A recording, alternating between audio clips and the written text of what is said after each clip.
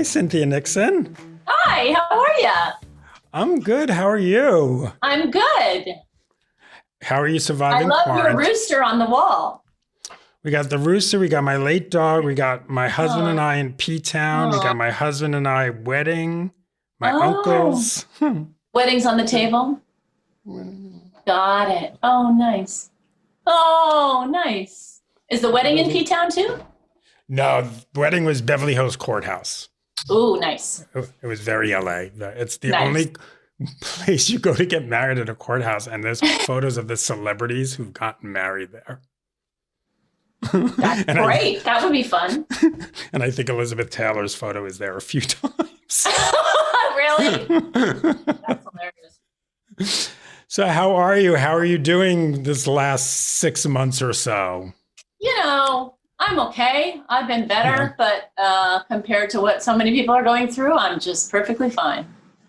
Are you in the city or did you escape the city? No, I was in the city yesterday, but I came out here last night. We're in Montauk, my wife and I, for a few days while various kids are with various dads. So that works out. How has the city been? What has it been like just walking around the city? It was really pretty empty in the summer. It's starting to kind of be more repopulated now. It sort of became transformed when the restaurants started, opening. That seemed very different because I think people were so much, other than grocery store runs and drugstore runs, people were kind of hiding inside. Now there's a lot more kind of people on the streets.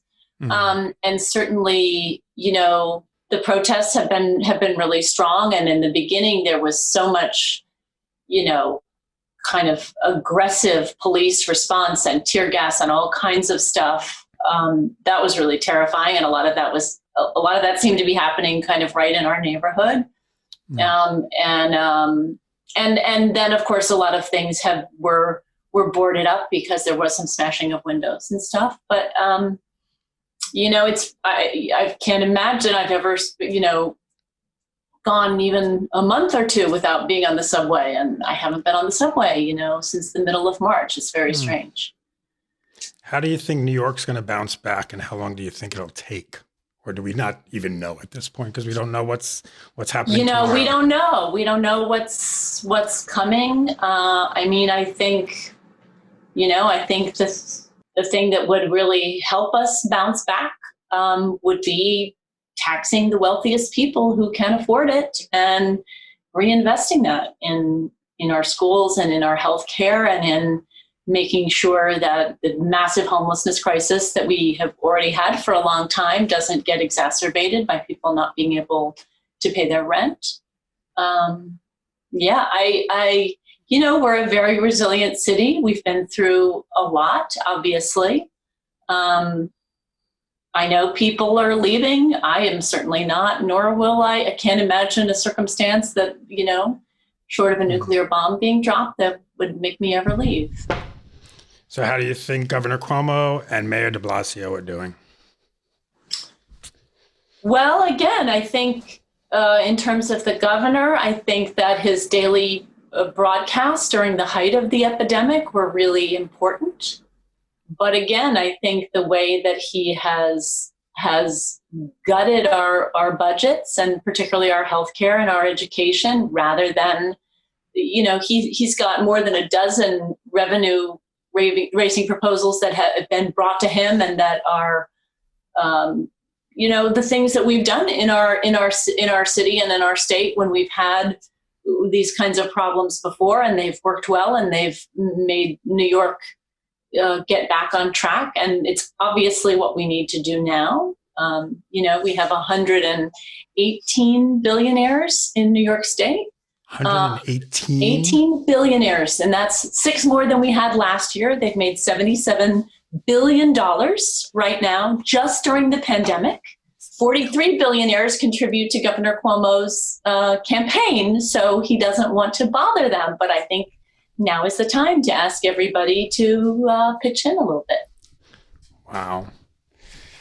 So let's talk about Ratched. Aren't we saying there's one feeling that's right and another feeling that's wrong? so much fun. It's evil. It's crazy. How did it come to you? Did you think Mildred Ratched had a backstory? So it came to me. I was told about this show. Sarah Paulson and I are good friends. And I was told about the show, and I was told that there are a number of really juicy female parts, other than her part, that I might be right for. And then I got a call from Ryan Murphy a little before Christmas 2018, describing it to me. And I read the scripts, and I said, and I heard who was in it, and I said, absolutely. Even though in my 40-plus year-long career, I have never considered doing a television series that shoots in Los Angeles before, because I am a New Yorker.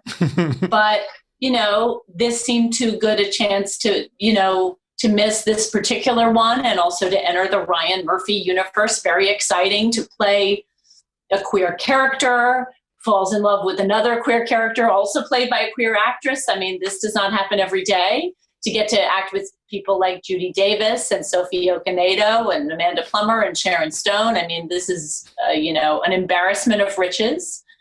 So yeah, I said yes. Also, it's just a brave new world out there in terms of, it's not 26 episodes. It's not 10 months of your life. It's 8 episodes, and they tried really hard to, send me back home as often as there was one week in which I flew back and forth between New York and Los Angeles 3 times, if you can believe it.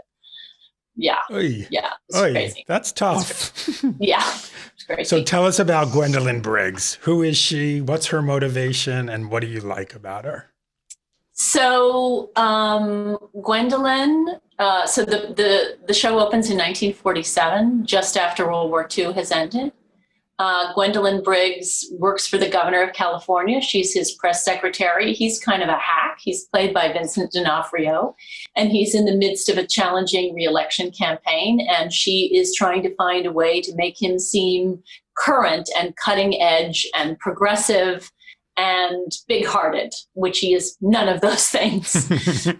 And she hits upon the idea of this mental hospital on the California coast that seems to be all of those things.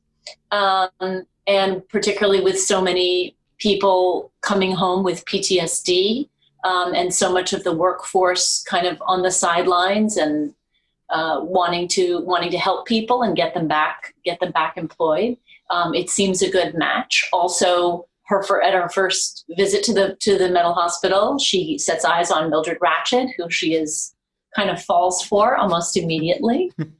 So there is a kind of a confluence of her professional agenda and her personal agenda, which, as the series goes on, we will see that this does not work out particularly well. So Ryan Murphy the other day tweeted showing some of the first looks from the show and some of the clips. And he said that the Mildred and Gwendolyn romance, get ready for the romance you deserve. Oh. Why do we deserve this romance? Well, one of the great things that Ryan Murphy does is he's such an amazingly creative person, but he's also has like an encyclopedic seemingly knowledge of at least culture, fine art, and certainly movies from the 30s, 40s, 50s, beyond.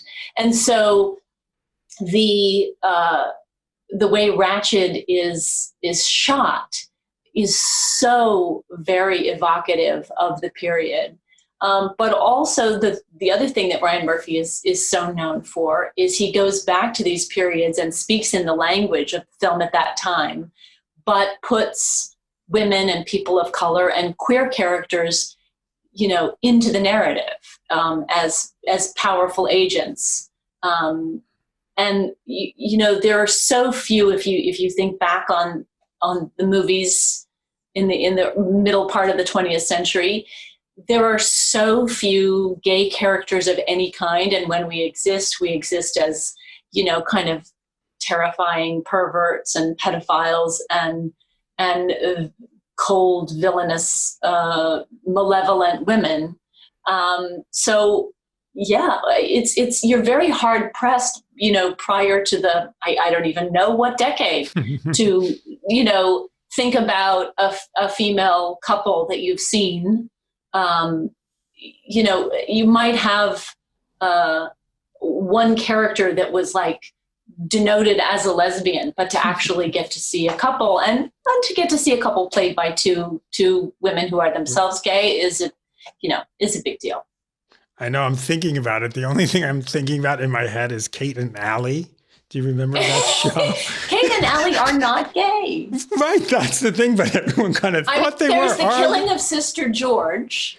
Yes. If you've ever seen that. I am a fan of that film, but you certainly could not say any of those women are role models. No. I mean, there was a TV movie that I saw that was, I guess, in the 70s, maybe I think it was the 70s, with Jenna Rollins and Jane Alexander as two women who fall in love. But, it's pretty few and far between, really. Could you ever imagine the day that two queer women are playing two queer women falling in love on television? Yeah, I mean, it's amazing, but also we're very blessed that we're not just stick figures, that yes, these women are queer, but they also have a lot else going on, and they're not just sort of propaganda, aren't gay women great kind of thing. They're deeply complicated, both of them in their own way, and they're trying to find each other. Is, the course of true love never did run smooth, is beset by obstacle after obstacle, some external, many internal. I mean, just Mildred Ratched, am I supposed to be rooting for her? Because there are times I am, and then I'm like, wait a minute. It's really sort of this, it really does play with your head. Yeah, I mean, I think that, the character in One Flew Over the Cuckoo's Nest is so fascinating and one of the great film villainesses of all time.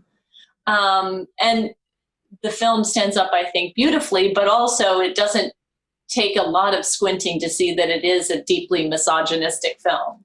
And so for Ryan Murphy to say, hey, let's take that character, let's figure out, is she really the monster that we think of her being? And if she is that monster, how did she become the monster? What happened to her? Let's take a look. But I think there's another thing going on, not just with the Ratched character, but so many strong female characters in the series, has to do with the moment in which it's set. Because when Ryan, pitched me the show, told me about the show, he said, I want to pinpoint this moment in American history when women had been such an integral part of the war effort, and had been given responsibilities and opportunities that they had never dreamed of having before, and had come through with, shining colors. And then as soon as the war ended and the boys came home, it was kind of like, thanks so much, you can go and sit down and everything is going to be exactly the way it was before. And it was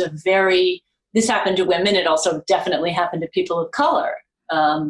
And this was a very rude awakening. So one of I think the themes is women who have now tasted not just the opportunity, but have received verification that, yeah, these jobs that I was doing, I'm up to them. I can do it. Give me a chance.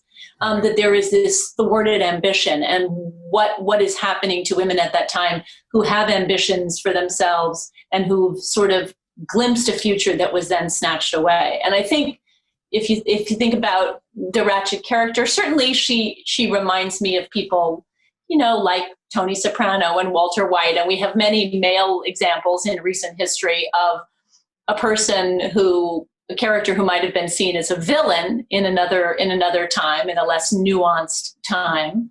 But we embrace them even though they kill people and they make, terrible, terrible decisions. But somehow that's the beauty of art, is it allows us to put ourselves in the shoes of somebody who, if we just read about them in a newspaper, we would say, oh, that's a horrible person. So let's talk about the next thing you're on to, the Gilded Age. Yes. Julian Fellows, the creator of Downton Abbey. Is this going to be our new Downton Abbey? And tell us about the Gilded Age. So The Gilded Age is Julian Fellowes' new show on HBO. We were 4 days away from our first day of production when we got shut down in March. And we're starting shooting on the 29th of September, very soon. Oh, wow. Very soon. Yeah, very soon. I had a fitting last Friday. And so it takes place in 1880s in New York. And it's really about the struggle between the old money and the new money coming in. It's a moment very like the present one, in which there's an industry that's exploding. Now you could call that industry tech or whatever you would call it. And then it was steel. It was the Industrial Revolution and the railroads. And all of a sudden there were these staggeringly wealthy people who seemed to come out of absolutely nowhere, and they moved into New York and they built themselves mansions, and the old money people were horrified, and it was a war between the two. And so Christine Baranski and I play sisters. She's widowed. I'm a spinster. And our niece is newly orphaned, is played by Louisa Jacobson, and she comes to live with us and kind of under duress. And she says about us, after meeting us, that of her aunts, one of them is clever but not very kind, and one of them is kind but not very clever. Oh. So I am the not very clever one, which I am very much looking forward to.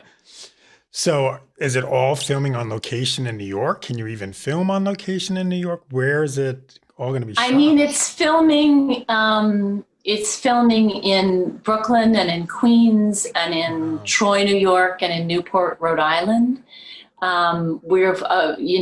They've had to make many, many changes, certainly, not just in terms of how we're filming, but in terms of day players and background, that kind of thing. I think there were things that were going to happen outside that are more happening inside now.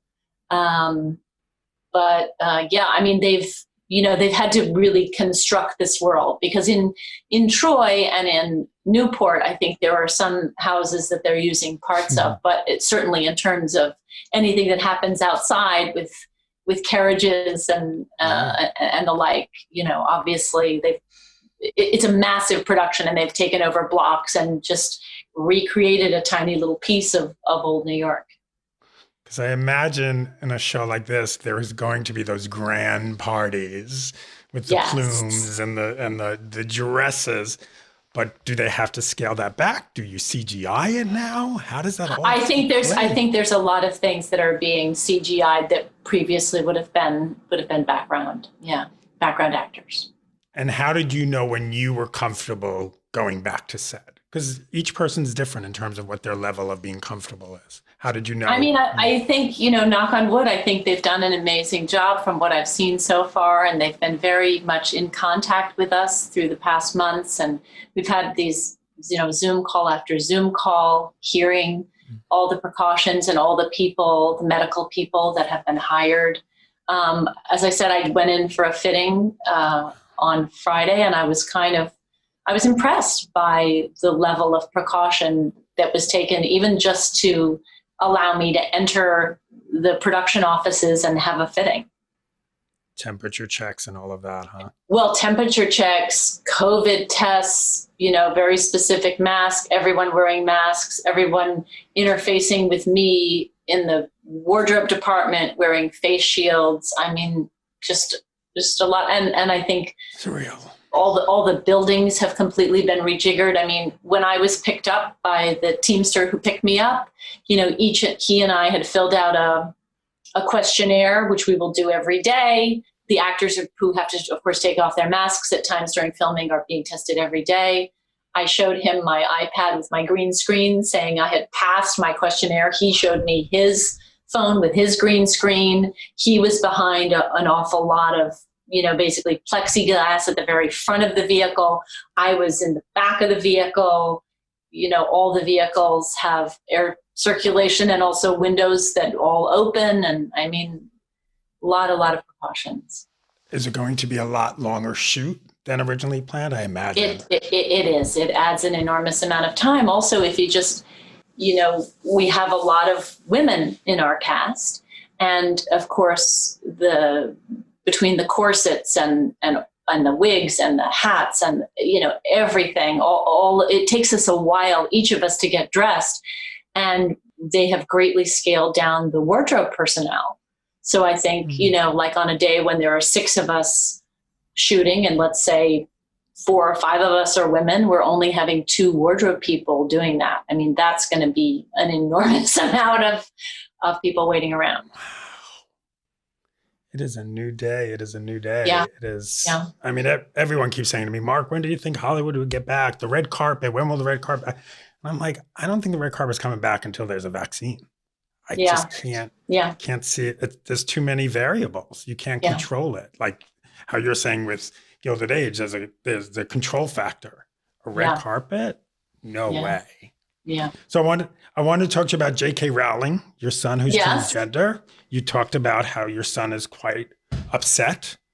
Well, upset would be perhaps a strong word, but I think he was startled, and I think he was really deeply disappointed, as I was too.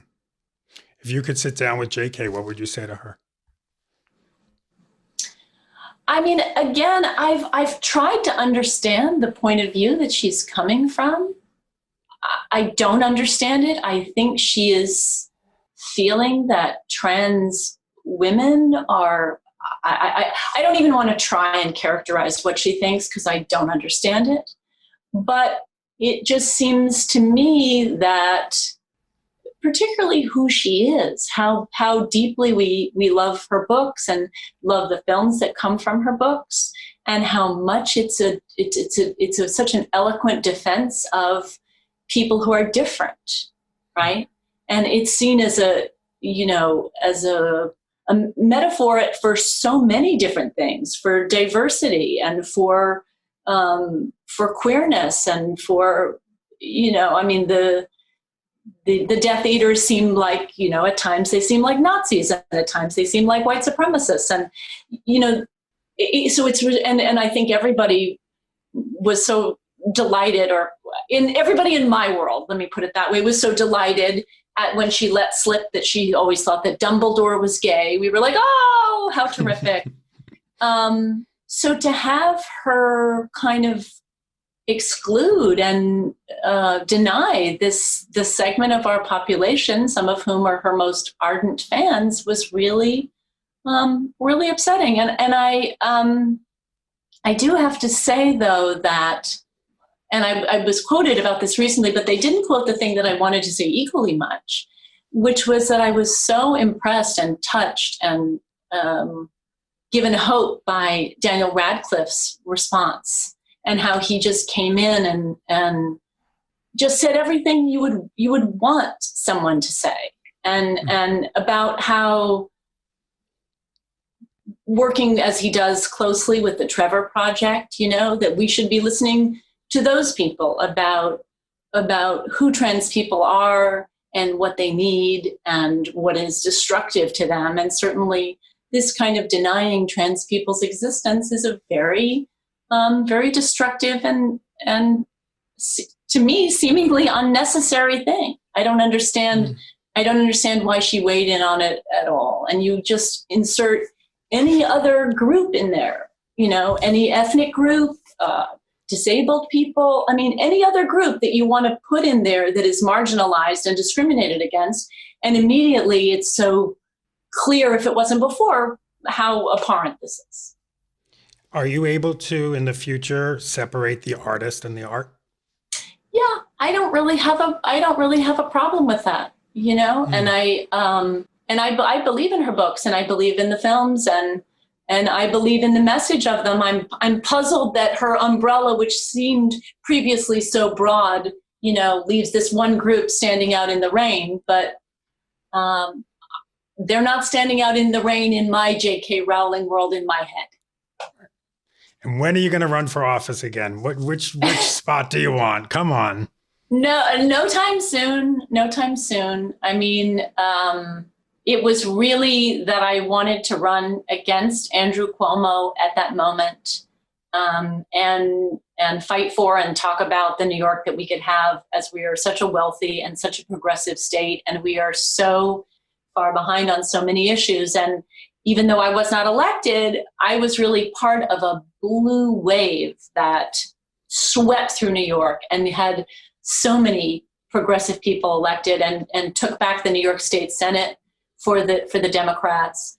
And we passed so many things, whether you're talking about the Green New Deal or driver's licenses for all or ending cash bail. I mean, the list is as long as my arm of things that we've done so far. There's a long way to go, but we're also just a couple of votes shy of a veto-proof majority in the New York State Senate. And we had, I think, five. We had five Democratic Socialists elected to the legislature in New York this past year, which was, we only had one before, now we have six. I mean, I think that New York is waking up to the progressive possibilities here. Who's going to have the White House in January? Well, I really hope Joe Biden is going to have the White House in January. I mean, I think, I don't ever want to make the mistake that I made before of just assuming that Donald Trump or someone like him could not get elected. I'm worried about tampering with the voting process. There are so many. You don't even know how to start talking about Trump because it just never ends. But like the post office, like let's destroy the post office. I mean, it's like some terrible Aldous Huxley novel. So yes, I think that Joe Biden will be elected president, and I think anybody who was undecided or hanging around on the sidelines before, or Hillary turned them off for whatever reason, I really hope that we've all gotten over that. And we understand, just for COVID alone, we cannot survive as a country if we have a president who says things like, maybe masks are actually not helpful. And of course, I wouldn't be doing my job without asking you, will we ever see another Sex and the City movie? I do not think so. Would you want to? I mean, I love Sex and the City, and if, the powers that be all got together, and if it was a go, of course, I'd be like, oh, how terrific, oh, home week, But I just don't see it happening. I think people tried very hard, and it was not a go, and so, no. It's kind of amazing during quarantine, everyone's binging everything. And there's definitely a Sex and the City resurgence. It never went away. Everyone would binge it. We didn't call it binging. Right. But even more now, people are seeing it. And there's, young people, it's like, is this a new show? Like for them, it could even, thinking it's a new show. Well, I think also Sex and the City is so much about, being out in the world and sampling, I always think of, when I think about Gwendolyn, the character I play in Ratched, I think about that Auntie Mame quote, life is a smorgasbord and most poor sons of bitches are starving to death, and I think that's what Sex and the City is. It's a smorgasbord of New York and clothes and food and love and sex. And, it's just about taking a big bite out of life. And it's something that it's very hard to do right now. Take a big bite out of life and go out into the world and have adventures. Thank you so much, Cynthia. It's so good seeing you. We are done. You are fantastic. Thank you for everything. And like I said, Ratched is just fun and nuts. And I actually have a story coming out this week in the magazine on the production design. Is just... I know, it's astonishing, right? It's I looked literally as soon as the credits opened, I'm like, we have to do something on the production design. Right. And you just, go ahead. You know, I watched it, my wife and I watched it with our 17-year-old. Mm-hmm. And he's sort of a film buff and a film student, you know, not an official film student, just right. a fireside, you know, film student, and armchair. And he said he loved that it's a film noir, but it's in Technicolor. Mm-hmm. And that actually it made it creepier than if it was in black and white and very shadowy. And I feel like in some way, it's like Ryan Murphy saying, you know, make America great again, this time that our president keeps referring to. It looked really great and really optimistic and prosperous, but actually there was an enormous amount of malevolence and violence and prejudice just right under the surface, you know. Yeah, I mean, you look at the color schemes, you know, the lobby of the hospital is pinks and pretty colors. And to think what's going on in the basement. Right, exactly. Well, Cynthia, thank you so much. Stay safe, be well, enjoy Montauk. And hopefully next time I see you, it's in person. I would love that.